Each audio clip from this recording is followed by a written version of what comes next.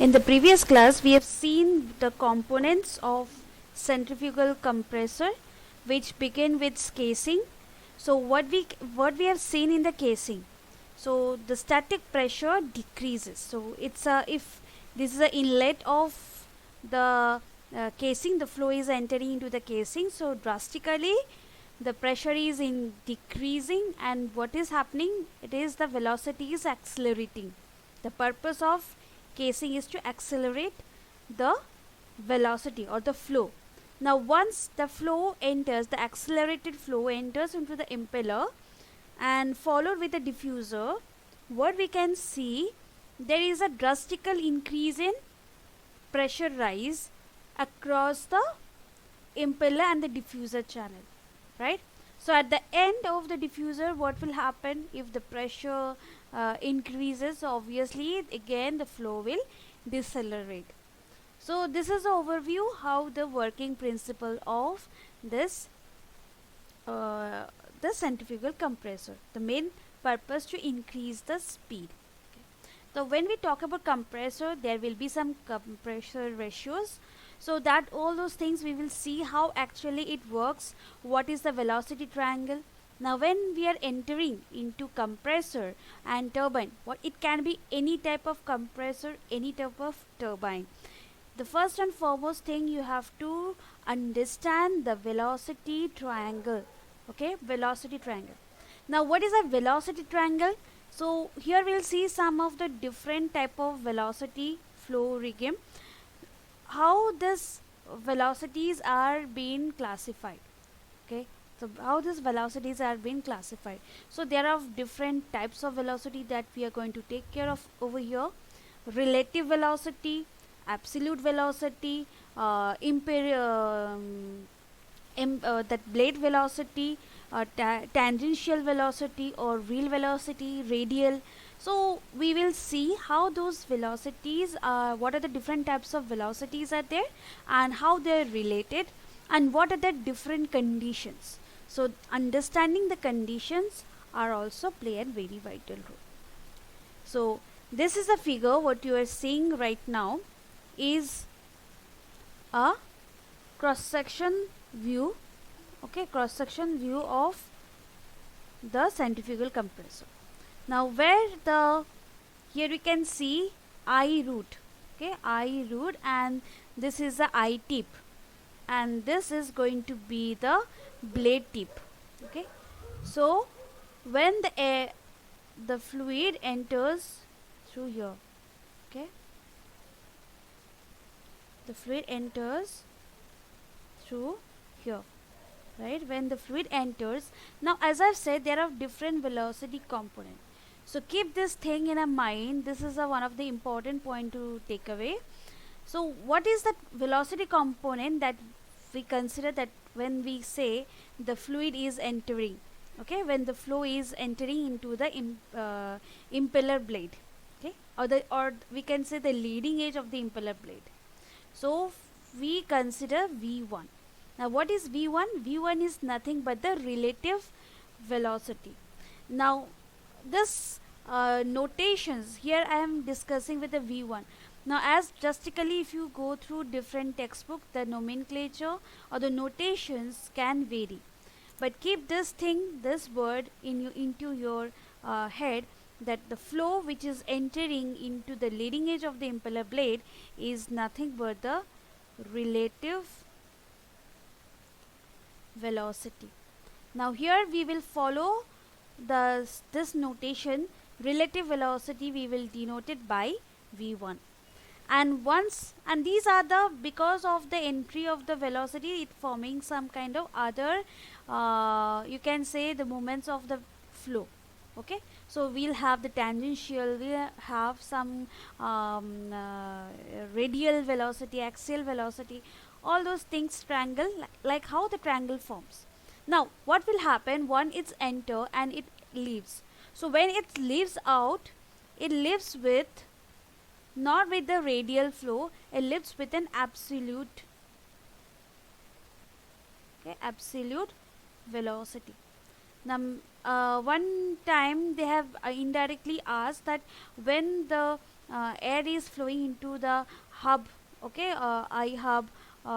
So what will be the flow? It's when it's leaving, what will be the flow? So don't get confused, be focused with the concept again. This is a concept.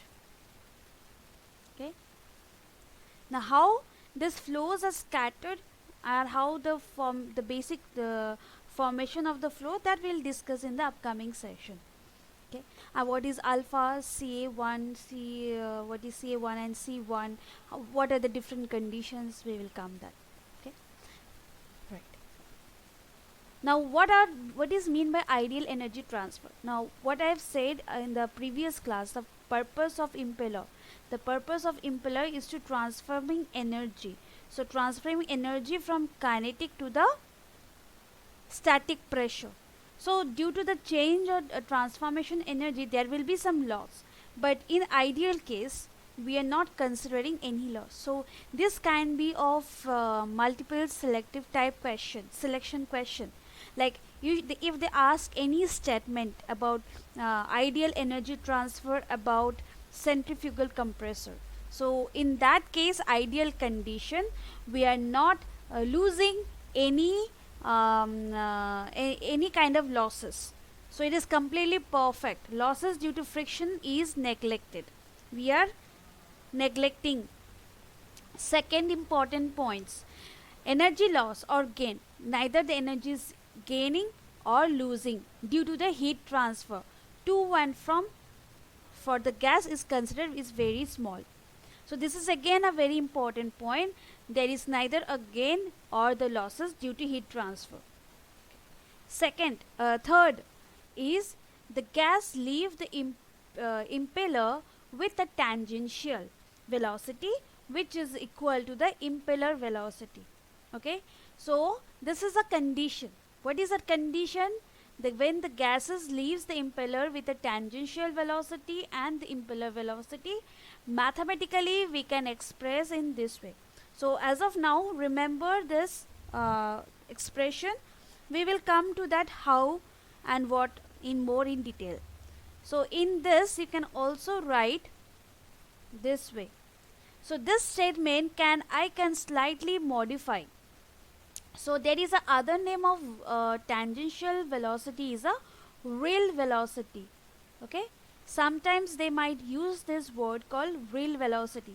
So both the tangential or the real are be defined in a same way. Sorry. Okay, so please kindly note down this important points which we are discussing right now. Okay, so why I am writing C suffix W2 to represent the exit or when it is leaving or moving out from the blade. Okay, when it's leaving out, we are considering this as this is the second section. This is the second section and this is the entrance is the first section. So that's how I'm writing this 1 and 2. Fine. Now U2 is also known as a blade velocity or blade speed. Sometimes they can also define U2 as blade speed or velocity or impeller velocity. Now if what is the condition? If the real velocity is equal to the impeller velocity or the blade velocity, that condition is called as a no slip condition. So this is another important point. What is no slip condition in a compressor? So especially centrifugal compressor. So this is a condition if we are having this tangential velocity and the impeller velocity. Now in the upcoming session we will see there are different type of vane curvature or you can say impeller blade design. So we have backward curve, radial, we have forward curve. So all these three different phases, which one no slip condition is you can say acceptable. Okay, that also we are going to see. Next is the air enters the rotor directly from the atmosphere without any tangential component. So this is another very important condition. So directly entering into the from the atmosphere. So as they are telling no losses, so they don't want to consider any losses that is occurring in the casing. Okay, directly entering to the impeller and without any tangential component. Okay. So these are the equations. So kindly note down this. So these are Euler's energy equation. Okay, this is going to be applicable for radial vane impeller for ideal operation, or if they ask like ideal energy transfer. So work done or the energy equation in our energy transfer can be written as the entropy at the exit minus the entropy at the entrance. Okay, H naught 2 means entropy at the leaving or entropy at the entering. So this is how we will go more deep into the relation. So already we have worked on this relation, how to find out the work done. So this is simple relation they have used. So what is meant by work done is nothing but Cp into T02 minus T01. So from the efficiency definition we can derive this. What is T02 minus T01? So simply they have used that term. Okay. Now what is sleep factor? Importantly, this is another very important equation, you can say important definition. So you must know what is slip factor. It's a difference between the value of perfectly guided and actual tangential component. Okay. Now what you have to do, first you have to remember this definition. Second, in the question they can ask you that find out the slip velocity. Okay. So you have to, they might be giving you one of the unknown factor. So using that you can find out. I think somebody have unmute yourself. Please, I request you, please mute. If you have any question, we will have the session. Okay, kindly mute it.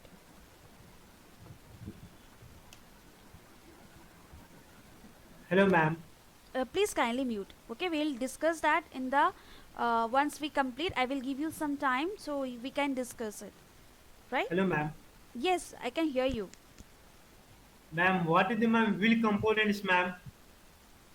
Real component. Sorry. Ma'am, WHIRL components, Ha. ma'am. Yes. Is nothing but the tangential component. Yes, ma'am. So please kindly mute it. Right. Fine. Now next we'll see the slip factor. Slip factor is denoted by mu. Okay. So mu can be found again using this relation. See again, as I have said, there is another name of tangential component. We can call as a real component. So either of that you can follow the convention. Now these conventions might vary from author to author. Okay, but the concept is same. So real or tangential. Fine. So what is slip velocity is just a difference.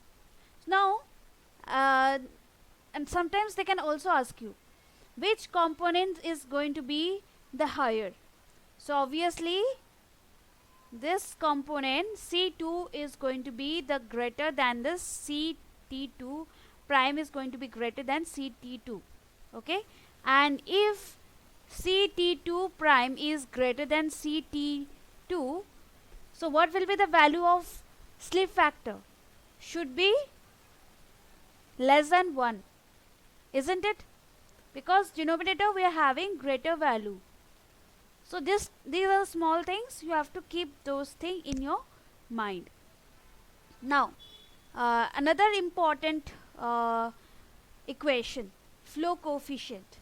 Flow coefficient indicates using phi, it's CR2 prime by u2. Okay, if there is no prime thing, you can just write cr2 by u2. Now what is cr2? We can also call as a radial velocity or axial velocity. Okay, we can call as a radial velocity or axial velocity, but in case of centrifugal compressor we used to use the radial. Okay, and in axial we used to use CA. The same phenomena will be there, but CA is a axial one. Okay, what is U2? U2 is a impeller blade speed.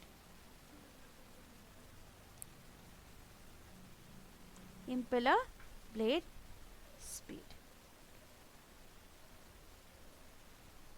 So, right.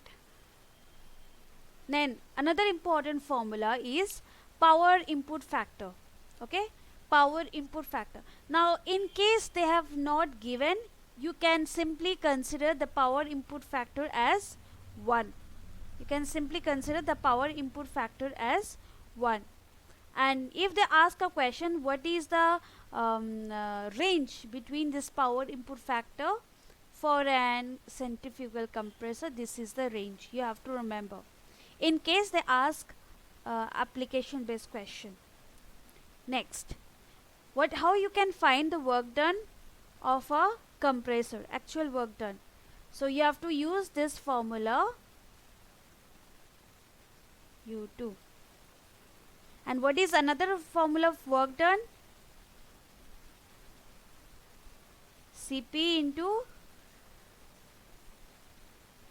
or if T03 is not given, you can simply write T02 minus T01, which we have seen some minutes before. Okay, and finally you will get this. Okay, now here this 3 what they have given, don't get confused with the combustion chamber exit. This is the exit of compressor. Okay, and this is the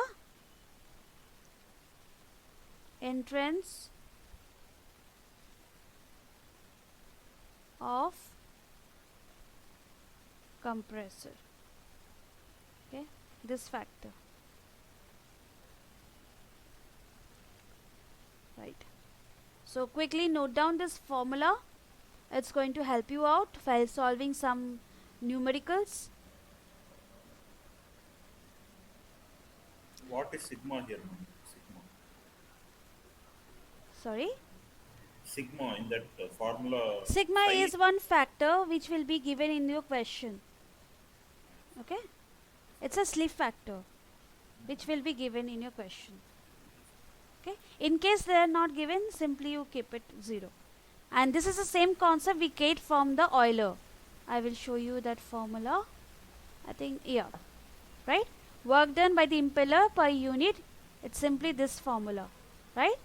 So slip factor means that is, it's not perfect. There is a difference between actual and the perfect. Okay? So that's why that factor is added on over there. Clear? Yes, yes, ma'am. Okay. So quickly note down this formula, and once you are done, we can move to the next. This is, you don't have to focus on the derivation here. The basic derivation which you are required, we are done. I have already done those things. So because here nobody is going to ask you any derivation. Fine. So you may not require this formula also, but in case they are giving some complicated thing, so I don't want you to lose any marks. So note down this. So everything is known. What is eta C? Eta C is the compressor efficiency. T03 we have already discussed, the temperature at the exit of the compressor. T01 entrance of the compressor. Gamma value they will be defining to you. So psi also given, power input factor. Sigma is a slip factor. U is a impeller blade. Okay, Cp will be given so and so. I hope you have noted down, all of you. Now, coming to a very vital topic is a different vein shapes. So basically, we will see three different vein shapes over here. So one is a backward curved veins, second is radial vein, and third is a forward curved vein. So I'm not going much into the theoretical, I'm going into what is required. The derivation parts I'm not going. I'm just showing you how you can solve the problem, because from here most of the time they'll be asking you the problem. Okay, and obviously you have to understand some of the formulas. So here you have to note down this formula u1 and u2. What is u? I have said it's a impeller velocity or impeller blade. So u1 is when it is entering into the eye, and u2 is when it's leaving from the impeller blade. This is a formula. What is r1? That is from the hub. Okay, what is the distance, and from the center point what is that, what point it is leaving. So sometimes they can also give you in terms of diameter. So if they're giving diameter, it's not a big deal to find. Then your formula will be transforming into this, because diameter equals to twice of radius. Okay, so pi d1n by 60 equals to here also pi d2n by 60. Now what is n? N is the number of rotation. Okay, rpm, rotation per minute. Okay, rotation per minute. Now in case previously they have asked some question, they have asked in terms of second. So you have to be careful if they're asking in seconds. So pi d n alone.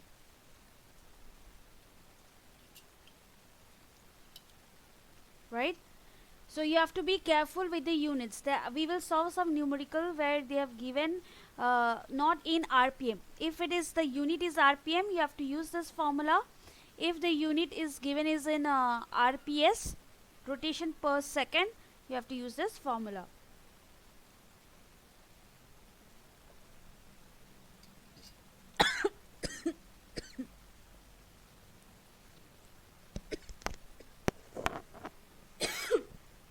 Sorry, just excuse me. Right?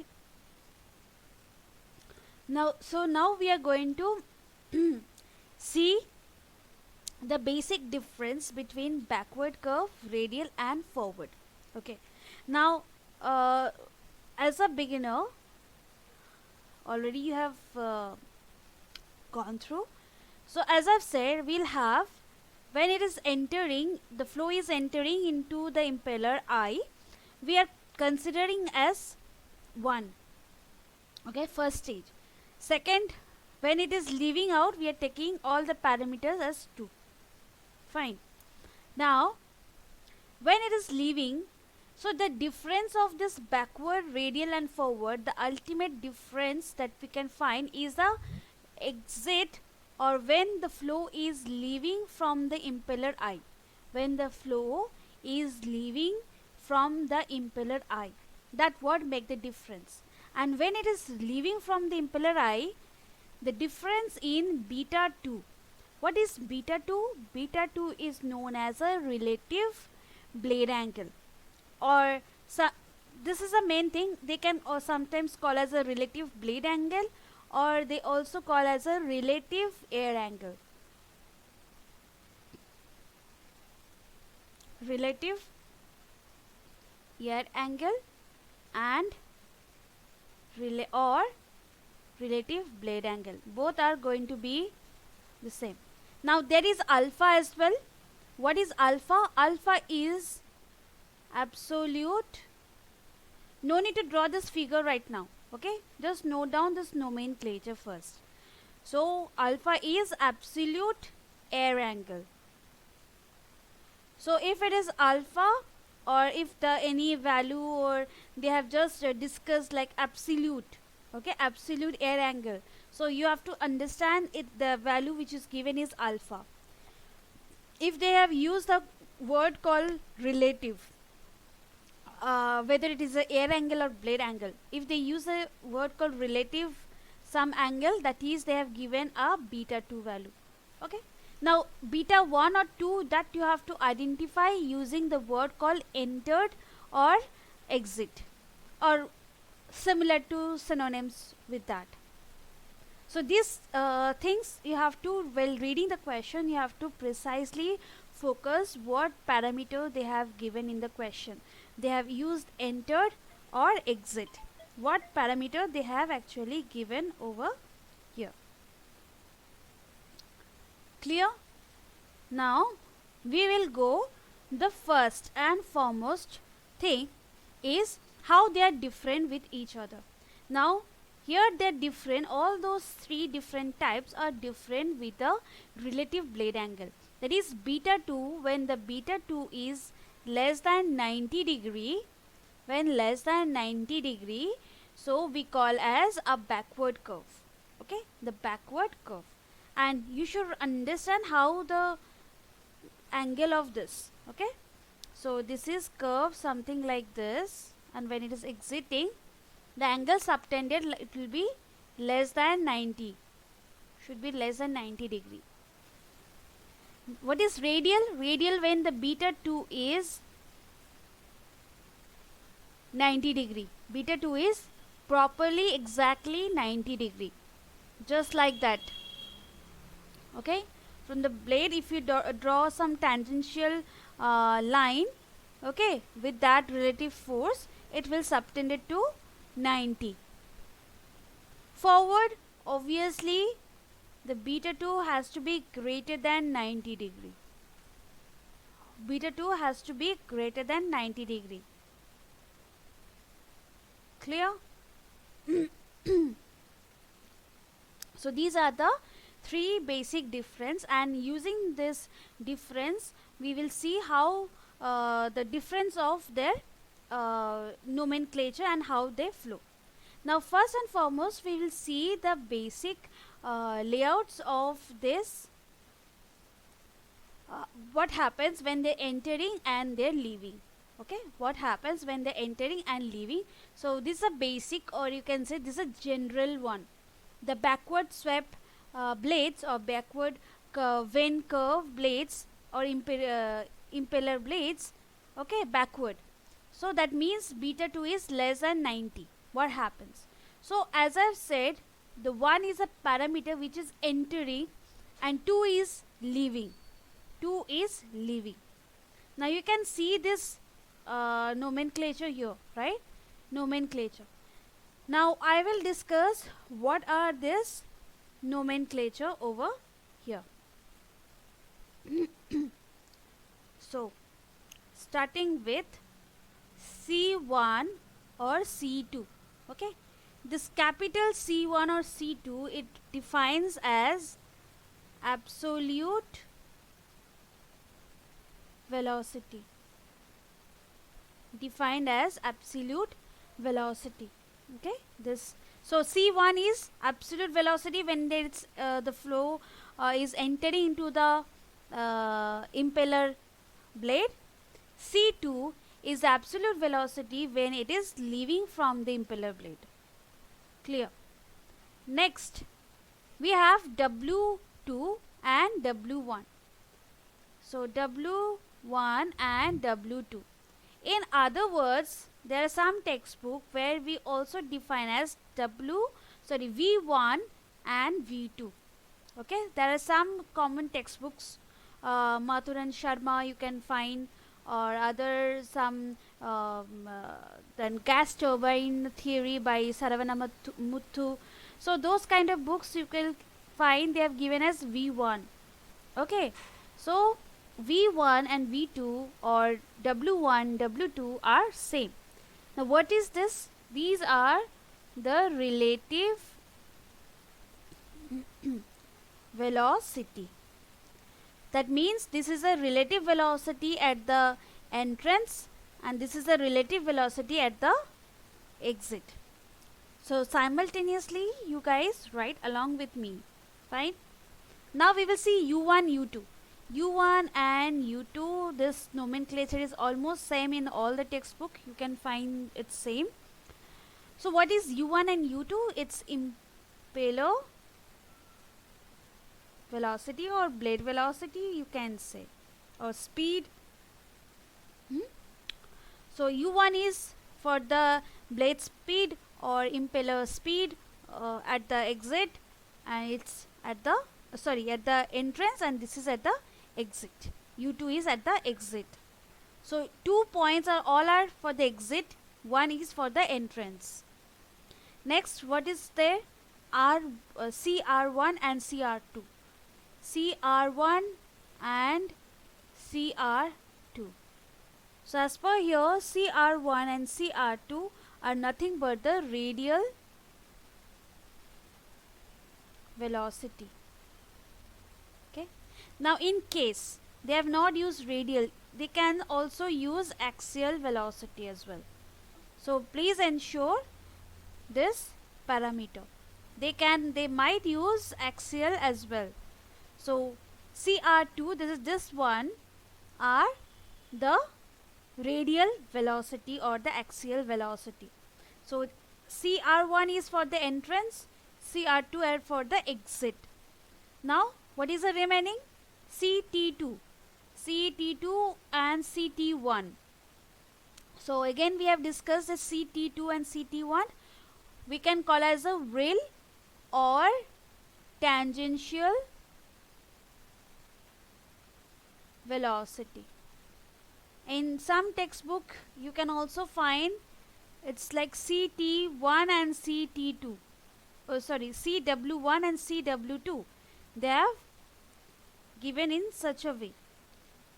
Right. Now remaining is alpha and beta. Alpha and beta I have already discussed. Alpha means absolute angle or air angle, and beta is relative air angle. Now I will come how this triangle are they are connected. So how we can remember that? So first and foremost, to remember this triangle, this is going to be constant for 3 factors. So we know the basic factors, that is beta 2 is less than 90 degree when swept backward. Beta 2 equals to 90 when it's radial. Beta 2 equals to greater than 90 degree when it's forward. Right? So understanding that concept, the diagram will vary. But this is the general schematic model. So if you remember this, you will remember the other 3 also. Okay, I will give you the instruction in such a way that it will be easy for you to remember the other 3. So first and foremost, you have to remember this one. Then you can, by yourself, you can make this velocity triangle. Okay. Now what is a basic layout? First you draw. Okay. Now from the center, draw the vertical line. Okay. Draw a vertical line, which is 90 degree. Now this, as it's a vertical, it's a radial direction. So here we'll have CR. Okay. I'm not giving 1 or 2. So first I am making a very general figure. CR. I'm making CR. Okay, CR. Now the length which I have created, it's that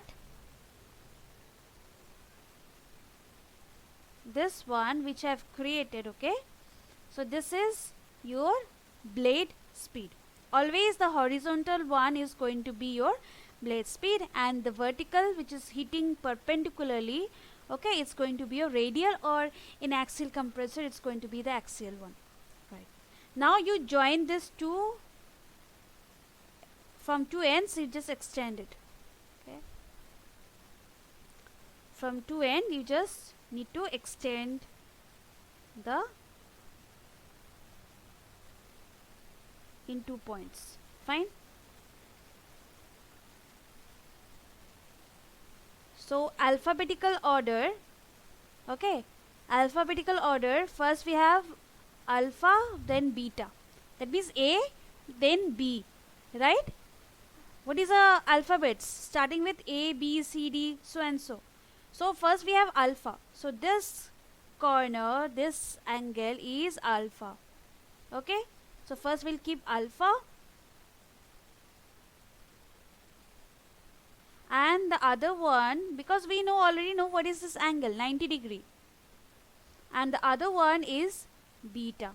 Now what I've discussed, what is beta? Relative. What is alpha? Absolute.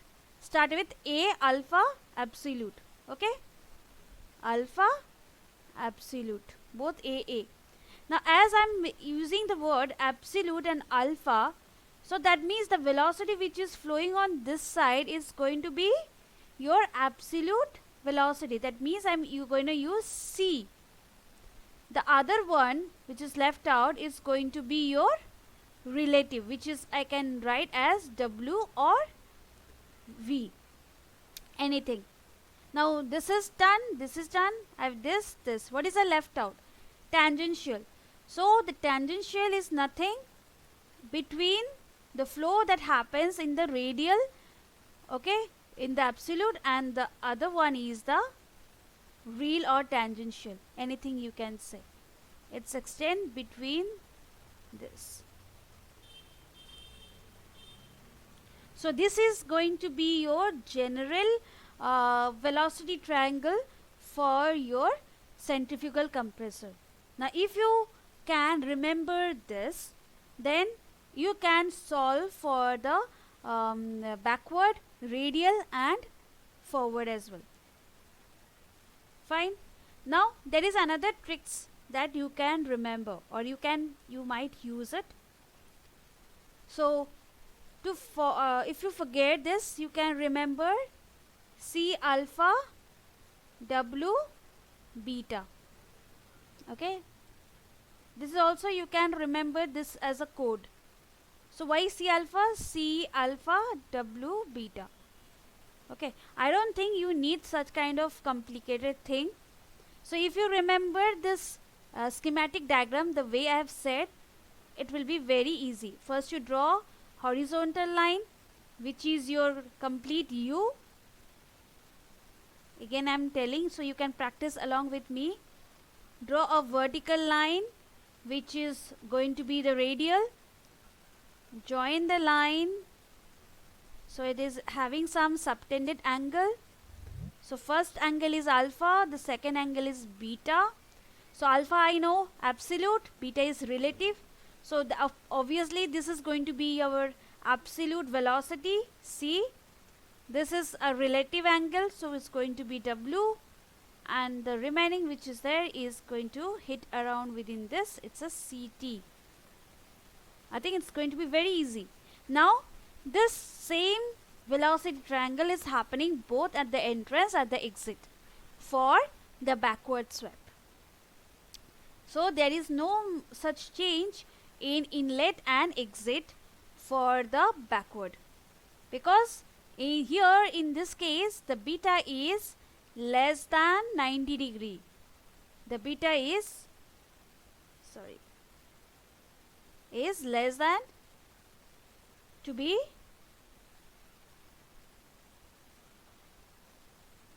-90°, right? I hope it's clear.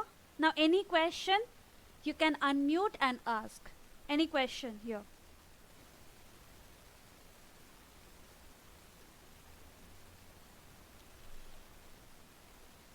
Okay. Now we are going to see the radial one. Fine. We are going to see the radial. Now the entrance, or when the flow is entering, it's nothing is going to affect the entrance flow. It is going to be fixed. Okay. There is no such change in the entrance. But the exit at the radial flow, what is the condition? Beta 2 is 90 degree. Now before coming to this 90 degree, first I will make the basic layout. Now I am going to make for the exit part. Now exit, I will make the basic diagram. CR, I will write 2 because I am going to show you this figure. How you can make by understanding the conventional one. Okay, now so obviously it's going to be my alpha, this is going to be my beta 2, alpha 2, this is C2, W2, this is C T 2 till here, and another one we are going to extend till 2. Right, now here what we have made this cage, fine, this is our beta is 90, beta is less than 90, right? Now what I need to keep this one into vertical, so right, I need to keep this line in a vertical, right? So if I keep this line, so if I shift this line towards this side, so I will get my beta to 90. Now just imagine you are shifting this entire thing over there, okay, this entire thing. What is going to happen? Can I say W2 is going to be equals to CR2, because this line is going to merge together. This line and this line are going to merge together. So then only I will get beta 2 equals to 90 degree, and this part will get omitted. This part will get omitted because this line CR2 line is going to merge with W2. So there is nothing like this. I cannot say that U2 minus C2 will not exist. It's going to be 0 mathematically. So can I say in that case, if I draw this curve,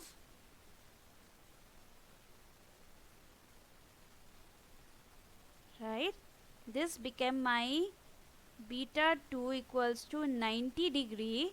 So W2 is equal to CR2. Fine.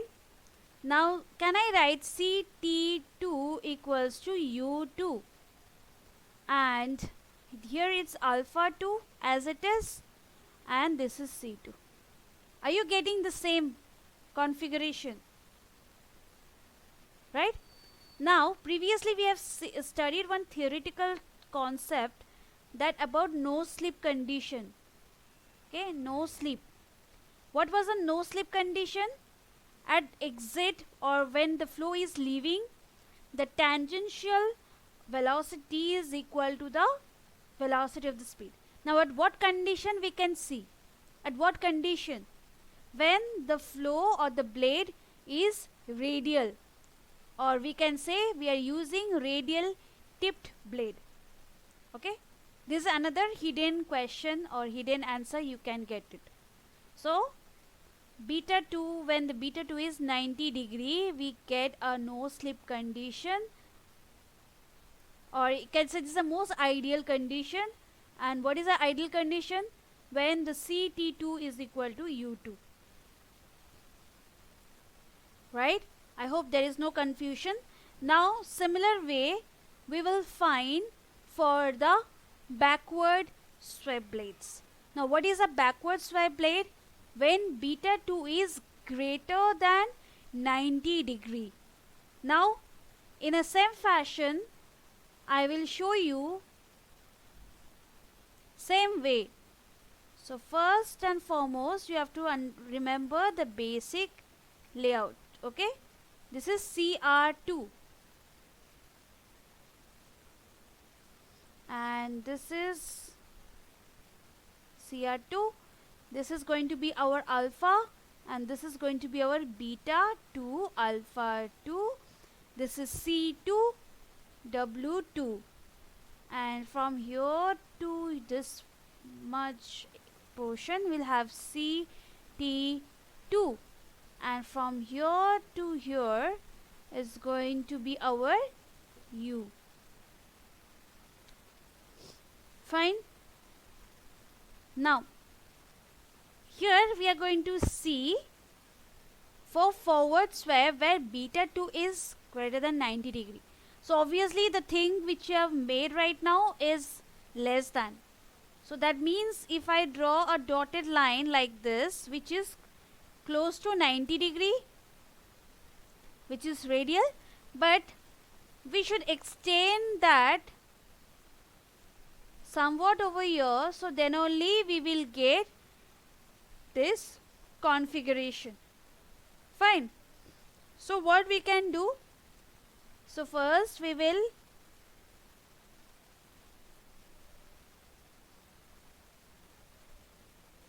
make this, first we'll make this layout. Okay, first we will make this beta 2 which is greater than 90 degree. Okay, which is greater than 90 degree.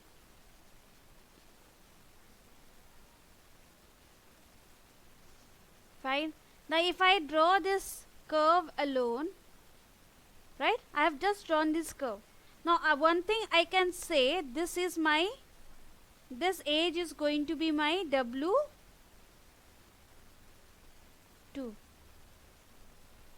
This is going to be my W2. So what about my C2 and other parameter? How I can mention them? How I can mention them?